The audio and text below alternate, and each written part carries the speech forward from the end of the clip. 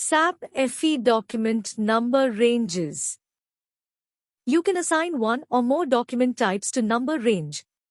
The number range is applicable to document type as mentioned in the document posting and entry. How to define document number ranges in SAP FE? You can define document number ranges in SAP FE in two ways. You can either use the T-code FBN1 or go to SPRO SAP reference, IMG Financial Accounting Global Setting Document, define document number ranges, execute.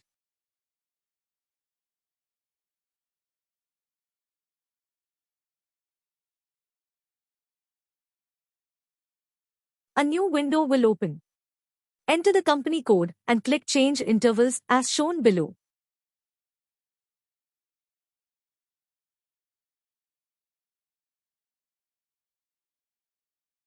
It will open another window.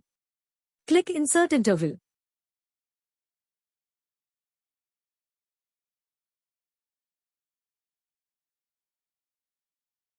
Enter the following details. No number range code. Year, enter year. From number to number. Current number, by default it will be 0. EXT, internal or external.